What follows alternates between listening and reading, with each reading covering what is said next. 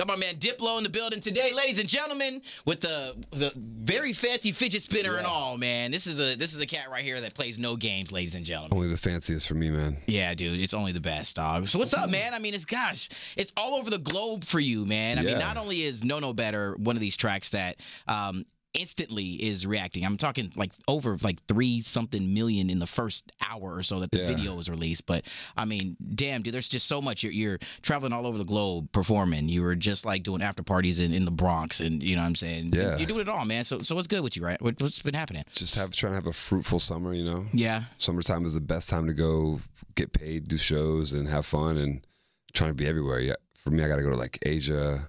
We had a party in the Bronx last night. Go to Miami this weekend, and Indianapolis, we're doing the Brickyard. There's like a big race. Yeah, dude. Oh, for sure. Yeah, it's like one of the things where you kiss the finish line type of thing. And you know then we go into Korea at the end of the month, and then to Sicily, and I don't know, it's just wild. How amazing when you think about that, what you just said, that sentence, the places that you get to go and perform and share what you love to do. What does that mean to you, man? I mean, just as a producer, as a creator of music, of sounds, that you're so global and you can touch these places and really affect the people that you're playing your music for. Yeah, I think when you say global, it's cool because I was one of the guys who was really kind of grasping all of the when we were able to do Major Lazer. Yep. We knew that right away when streaming was happening and stuff like that. When we get our stuff played on the radio everywhere we went, it was important to check every market, like Africa, India, Asia, Europe, Mexico. It's like you have to kind of be a global brand now. You just can't kind of like concentrate on. To be on the forefront of that, like to have that wherewithal,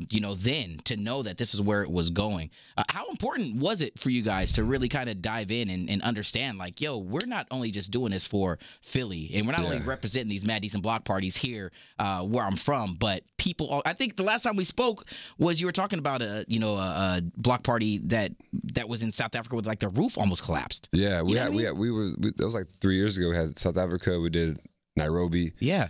But I mean, it's important because I think just to have that, just to know that music is everywhere nowadays. Yep. And our brand is very hard to, like, when you say Major Lazer, like, what is it? A lot of people can't connect it. I think now, after we've been doing it for like 4 or 5 years, you can connect, but it's hard to put our faces to the music. For sure. You know? But internationally, that doesn't matter. Like, I think it's like the music connects immediately. Dude, so we use that to our advantage. I want to kind of dial back and scale things back a bit and ask, how important do you think that it was your track that you guys did with Bieber, you and Skrillex, and you guys really getting really getting that sound into the mainstream eardrum and really letting people know that this is something that's not going away and it's been here for a while. Yeah. How did that help catapult what this electronic dance music, this production into the mainstream now? That was like a turning point for us because we were doing the music. We were doing our own thing. We had our own careers. We were traveling, getting our records played in our own small venues and genres. But the resources we had access to Justin, and he was at a point where he wasn't really popping with the music yet. Yep. It was between his kind of like a career shift and Scooter Braun. It was a genuine rebirth that you guys gave. It was cool because Scooter let us. They just we have nothing to lose. Yeah. So do whatever. And we took it and ran with it. So we love, as a producer, that's what you would love to have. Yeah. Someone to give you to be fearless and let you do what you want to do. Yeah. That's a rare opportunity now.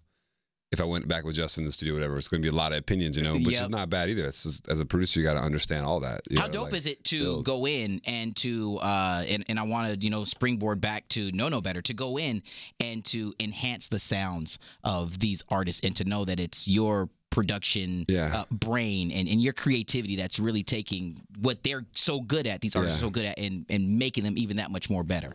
Well, as I guess hip hop changed as a producer, you have to write the music and create the backing track. Before it was like what Jimmy Iovine did, or like. By the way, shout out to the Defiant Ones, man. Yeah, I just was watching that. It was because I was crazy because the producer's role is so much different than what it was as him. Like what he did and what Dre did were very different. Like the way that their past changed and the way that they grew up as music creators. Yeah. But now, like me, I'm like in an age where it's like people like Timberland and Pharrell and DJ Premier and people who had to create the tracks. And that's called the producer still, which is not the general term of what a producer does. So, I mean, it's a lot of responsibility. We have to create. We're writing the records of the people. We're just writing lyrics sometimes, and Sometimes writing the whole songs. Where do these sounds come from? Like, I mean, could the inspiration, could the sound from? I mean, you were there's actually a YouTube of a guy with a fidget spinner who made a whole beat. I saw it on World Star. It was this guy like made it, just spun it and had like a little mic on the thing and like made a whole track out of his fidget spinner. So there's sounds everywhere, you know. And as a producer, you need to just have the history. You know, you need to understand where you can go with it and how far you can take it. And there's sounds I can make music out of this room, anything in here, you know, just manipulate it and edit the sound to be something unique. Well, I mean, if you take the audio from this interview and you turn it into something and it gets like over 500 million streams like usual, please, I'll get you some writing. You know, listen, I just want 3%. The rule is anybody who's in the room when the song was created gets a little piece of the song. That's okay with me. Sometimes, I don't know what this guy's been going to do. Yeah. Over here. Yeah, because he's got his cell phone on silent, so you know what I'm saying? You're just not making the button click. That's an unwritten rule. You have to respect that. Tell me about this song, man. Coming together, No Better, and the infatuation with Camila's voice and what she does to bring to this. And I mean, there's so many dope people on this particular track. How special was this for you? Well, you know, we love Camila, and she's been writing with us for a while, even before she left Fifth Harmony, and I just thought she's so dope. Yeah.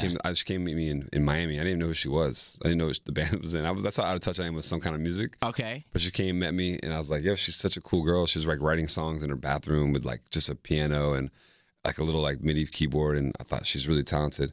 So we kept in touch, and this is we're writing a lot of stuff between our project and hers, and we cut this record and just thought like she's perfect for it. And then Travis Scott was hard to get on the record. I mean, we cut it with him like 8 months earlier. His computer died while we were recording, and his mic died. I had to keep coming to his house and waking him up, and finally we got it finished. And what time was that? 4 o'clock in the afternoon? Yeah, it was like 2. Okay, but he was still.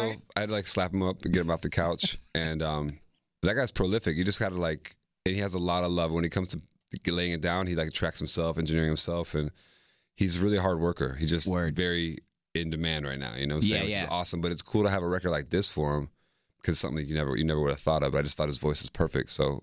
You know, Major Lazer is all about fusion and doing things that were unexpected, and we've always championed that. If it succeeds, that's exciting for us. If it doesn't, I'd rather take a chance, you know, and try. I mean, there is a lot of stuff that's happening with Major Lazer, and I don't know how involved is Major Lazer with your new TV show with James Van Der Beek. There's no mention of Major Lazer in the show yet, but it's like it's kind of like a lot of the show is sort of stories I told James and the director, and just kind of like them taking funny. It's what would Diplo do? Yeah. And were you a part of the casting? And how did James Van Der Beek, how did Dawson? Well, we did turn out to be you. Last year at Madison Block Party to launch it. We did with my manager Kevin thought it'd be funny just to like make a parody of what a DJ does. So we did it, and it was like really popular. Like James was like a ninja, and he was like going through these places, and he was still kind of a corny dude, and like checking his social media. It was all these things that like reflect our lives, but just very much accelerated. And we thought it was funny, like the way he acted. He's a great actor. Yes. He had another show, of course, where he like kind of parodied himself as Dawson on Netflix. So he was comfortable with it. For me, it was kind of uncomfortable because it's literally like a joke version of my life. But I don't mind because it's like if you can have that come out and if you can cool laugh at yourself, it's cool. Sure. So for us, we thought the DJ culture is just like it's not that cool. It's just like kind of like people try to make movies about it and try to think, but nothing's ever been successful. It's just like we're like, let's do something that's just funny with it. And the show kind of like was born on that.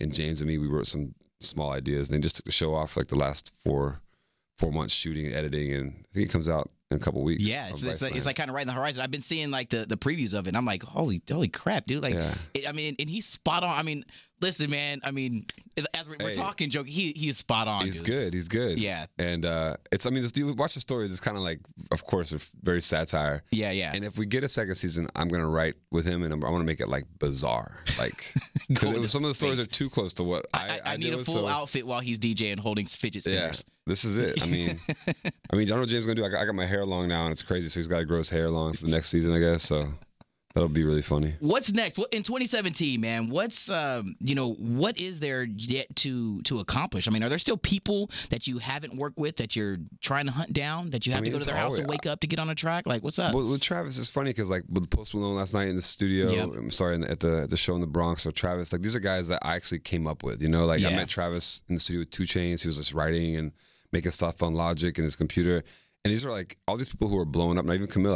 They're just like friends. Like we all like connected really, really raw, like with like in music. You know, it's not like if like you're you searched them out and were like, like, yo, I need to get this person or somebody like kind of like yeah, putting the math together, like do this. We literally everybody who I've worked with has been like a friend that I met, and that's awesome. Even Justin, with For him, sure. I like met him back through Usher, and Usher I met at a party. So it's like it's just always been spontaneous. That's what's beautiful about the music we make. So if anybody happens, the one person, of course, is Rihanna. We always feel like she's a perfect artist to work and collaborate with Major Lazer, but we've never been able to get something perfect. It'll happen. I mean, it's one of those things, like you said, it organically. Yeah. It's gonna happen when you guys are just chilling one day. Yeah. It's always like that. So I feel like, but I don't put any pressure or anything. I feel like I could work on something with my cousin or my neighbor and make a great song. I have no pressure on having a.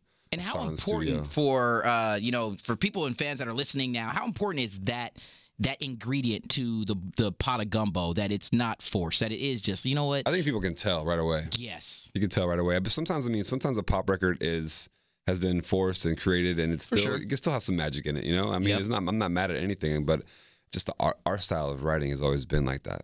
Yeah. It's just been like free flowing, and like if it works, it doesn't. If it does, it's great. Let's pursue it, and always take chances and take risks. Well, here's one last question I want to throw your way, man. That really has me mind boggled, because you are all over the world, dude. You're in Vegas with Camila and the Demi and the Chainsmokers. You're here. You, like you were saying before earlier in the conversation, Miami. You're off to Asia. What the hell? You're holding a chicken in Jersey City? Was that in Jersey City? No, I think I landed. Like, I need to know what's happening on this Instagram photo, dude. Okay, no, I had my chicken. I have some chickens in my house. I raise chickens now because I didn't have enough hobbies already. I thought chickens would be good. So, and then I just landed, and a picture gets posted when I landed off the airplane. It was already, Fair enough. I woke up. So. Yeah, because I was like, wow. I don't really go to Jersey City that often, but every once in a while I get to fly to Teterboro and drive down. But I have a lot of good friends in Jersey City. Shout out 4B and all the guys from Newark, from Brick Bandits. There's a bunch of great music coming from Newark right now. Yeah. All right, I was like, man, I didn't know that's where I stay, and I'm down. I'm sure there are a lot of chickens out there, and shout out to everybody who's out there with chickens and coops and taking care of their chickens. It's hard work. Yeah. They poop a lot. You got to keep refilling the feed and keeping the cages clean. So.